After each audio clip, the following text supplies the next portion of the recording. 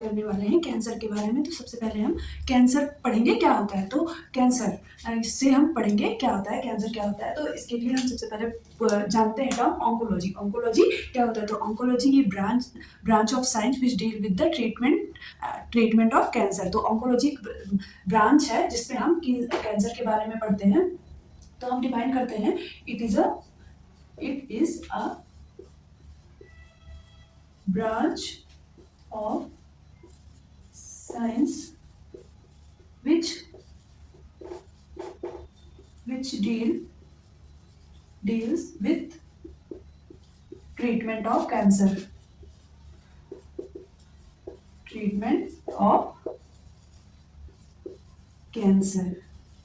तो क्या था, ये ब्रांच ऑफ साइंस है जो कि हमको बताता है कि हम कैंसर को कैसे ट्रीट करेंगे और उसके स्टडी और डायग्नोसिस के बारे में भी हम यहीं से पढ़ते हैं। तो आप हमको ये बताइए कि फादर ऑफ ऑन्कोलॉजी कौन थे।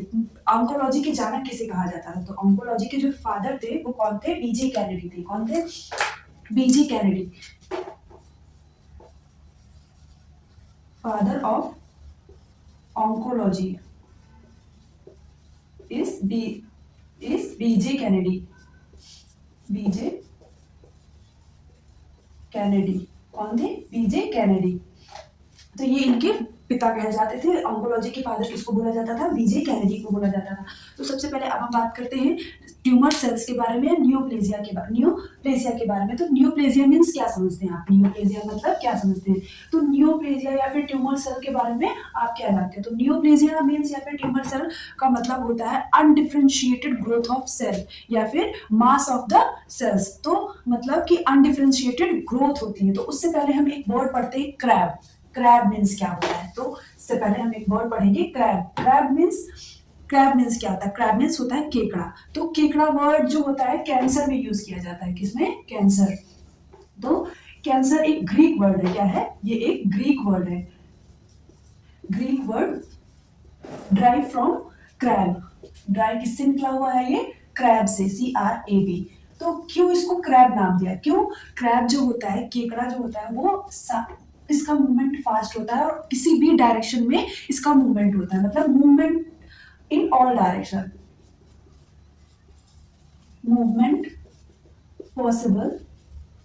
Possible in all direction.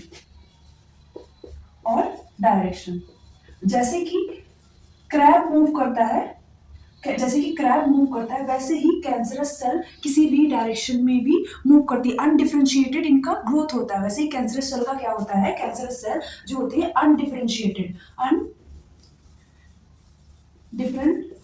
इनका ग्रोथ होता है। अनडिफरेंशिएटेड ग्रोथ होता है। इसीलिए ये इसको क्रैब के उसमें फॉर्म में एक आइडेंटिफाई किया गया है। किसके उसमें आइडेंटिफाई किया गया है, क्रैब के फॉर्म में आइडेंटिफाई किया है। कैंसर जो होता है ग्रीक वर्ड होता है, किससे ड्राइव होता है, क्रैब से। क्रैब का मतलब क्या होता है, केकड़ा, जिसका मूवमेंट सारे डायरेक्शंस में होता है। वैसे ही कैंसरस सेल क्या करती है, अनडिफरेंशिएटेड ग्रोथ होती है और ये किसी भी ऑर्गन को या फिर किसी भी टिश्यूज को ये जो है हार्मफुल अपना जो है इफेक्ट शो करती है और कैंसर कॉज करती है। और क्या करती है, कैंसर कॉज करती है। Causes cancer. तो अब हम बात करते हैं न्यूप्लेजिया की या डिफरेंशिएट कैंसरस सेल की। तो कैंसरस सेल के बारे में अभी मैंने आपको बताया कैंसरस सेल क्या होती है। तो कैंसरस सेल अनडिफरेंशिएटेड ग्रोथ होती है। क्या होता है, अनडिफरेंशिएटेड ग्रोथ होती है। तो कैंसरस सेल्स या फिर ट्यूमर सेल्स इनको भी बोल सकते हैं। तो ये क्या होते हैं, कैंसरस सेल या फिर ट्यूमर सेल। तो कैंसरस सेल या फिर ट्यूमर सेल क्या होते हैं, undifferentiated growth which harm the tissue. इनको हम लिखेंगे इट इज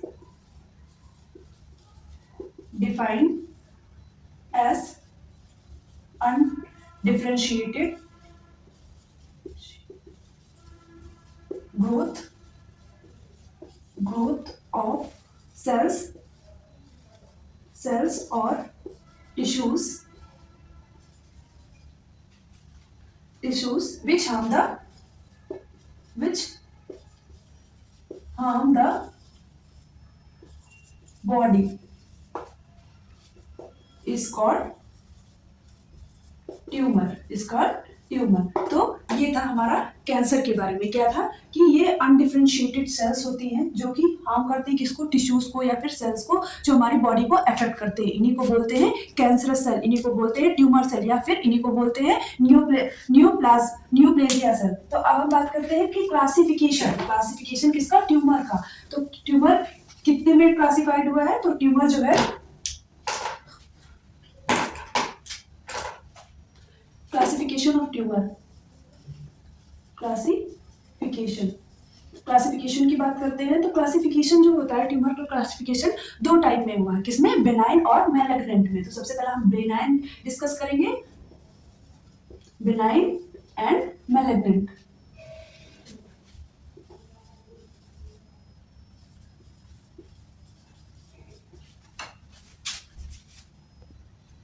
तो benign tumour and malignant tumour. तो बिनाइन ट्यूमर क्या होता है, तो आप हमको बताएंगे बिनाइन ट्यूमर क्या होता है। तो बिनाइन में क्या होता है, बिनाइन में क्या होता है, ये हार्मलेस ट्यूमर रहता है। क्या रहता है, ये हार्मलेस ट्यूमर रहता है, हार्मलेस ट्यूमर, और does not affect surrounding tissues, और ये सराउंडिंग टिश्यूज को नहीं अफेक्ट करता है। ये जहां पे रहता, जहां पे ये प्रेजेंट होता है उसी टिश्यूज को, उसी ऑर्गन को अफेक्ट करता है, बट उसके जो सराउंडिंग टिश्यूज या ऑर्गन्स जो होते हैं उनको अफेक्ट नहीं करता है। It does not harm, it does not harm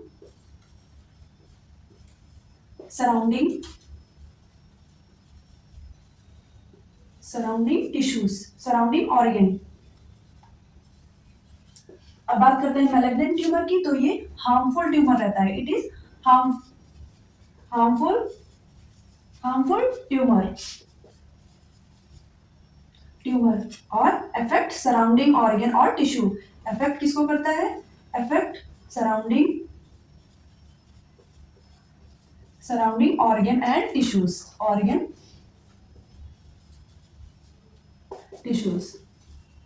तो जहां पे ये मैलिग्नेंट ट्यूमर होगा, किसी भी बॉडी पार्ट में अगर मैलिग्नेंट ट्यूमर हो रहा है तो वो दूसरे भी पार्ट को अफेक्ट करेगा। जैसे कि लिवर में हुआ तो किडनी को अफेक्ट करेगा, ब्लैडर को अफेक्ट करेगा, तो वो होता है हमारा मैलिग्नेंट। ये अपनी मैलिग्नेंसी शो करता है, मतलब एक पार्ट को दूसरे पार्ट में भी ये ट्रांसफर हो सकता है, फैलता रहता है। तो ये होता है मैलिग्नेंट ट्यूमर। और ये हमारा हुआ बेनाइन ट्यूमर, ये हार्मलेस ट्यूमर रहता है, ये सराउंडिंग टिश्यूज में नहीं फैलता है। बट जो मैलिग्नेंट ट्यूमर रहता है ये हार्मफुल ट्यूमर रहता है और ये हमारे बॉडी पार्ट को अफेक्ट करता है।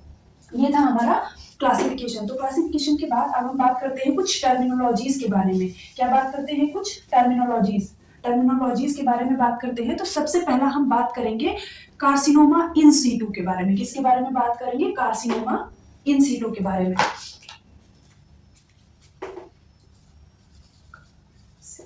Carcinoma in situ. तो कार्सिनोमा इन सीटू का मतलब क्या है, कार्सिनोमा इन सीटू का मतलब क्या है। तो कार्सिनोमा इन सीटू में सबसे पहले हम कुछ टर्मिनोलॉजीज पहले डिस्कस करते हैं, फिर आपको बताते हैं कार्सिनोमा इन सीटू क्या है। तो कार्सिनोमा इन सीटू में हम डिस्कस करते हैं सबसे पहले डिस्प्लेसिया। क्या करते, डिस्कस करेंगे डिस्प्लेसिया के बारे में। डिस्प्लेसिया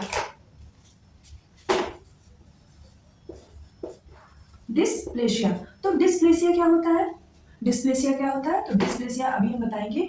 डिस्प्लेसिया में ग्रेडिंग्स होती है, ट्यूमर की ग्रेडिंग होती है, grade first, grade second, grade third and grade fourth. वैसे ही क्या होता है, डिस्प्लेसिया में ग्रेडिंग्स होती है। तो डिस्प्लेसिया से पहले हम समझते हैं हाइपरप्लेजिया। तो hyperplasia means increase in number of the cells की जो नंबर्स होते हैं उनका इंक्रीजमेंट होता है, increase in number of cells.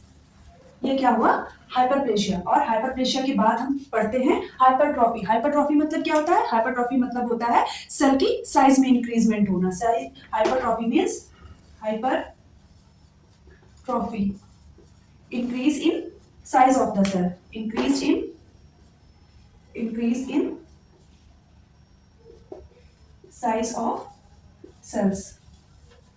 अब बात करते हैं हम मेटाप्लेजिया की। मेटाप्लेजिया में क्या होता है, डिफरेंशिएशन होता है, एक सेल जो होती है दूसरे में कन्वर्ट हो जाती है। ये था हमारा hyperplasia. Hyperplasia means increase in number of the cell, cells के नंबर्स में इंक्रीजमेंट होना।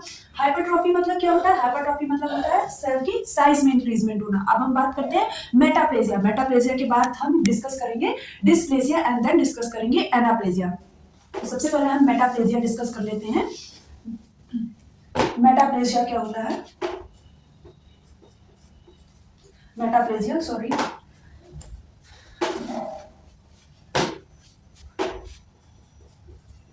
मेटाप्लेजिया। तो मेटाप्लेजिया क्या होता है, तो मेटाप्लेजिया में हम डिस्कस करते हैं ये transformation of one cell into another, एक सेल दूसरे में कन्वर्ट हो जाती है। Transformation of one cell into another. जैसे कि transformation of one cell into another, जैसे कि जो ब्लैडर में सेल्स रहती हैं, ट्रांजिशनल एपिथेलियल सेल्स, वो किसमें कन्वर्ट हो जाती हैं, कॉलमनार एपिथेलियल सेल्स में कन्वर्ट हो जाती हैं और कैंसर कॉज करती हैं। वैसे ही मैंने आपको बताया कि मेटाप्लेजिया मतलब क्या होता है, transformation of one cell into another cell. Example भी बताया, ट्रांजिशनल एपिथेलियल सेल्स किसमें, कॉलमनार एपिथेलियल सेल्स में कन्वर्ट हो जाती हैं और कैंसर कॉज करती हैं।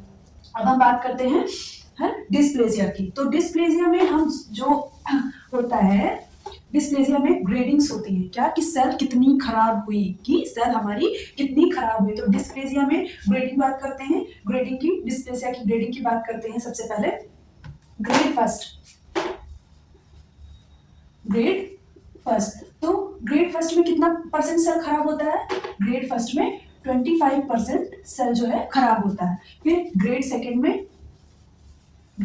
में बात करते हैं, तो ग्रेड सेकेंड में 50% सेल जो है डैमेज होता है। कितना डैमेज होता है सेल, 50% सेल डैमेज होता है। ग्रेड थर्ड में बात करते हैं, तो ग्रेड थर्ड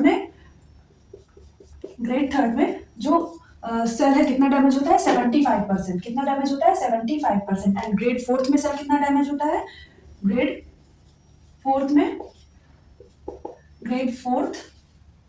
100%। कितना, 100%। और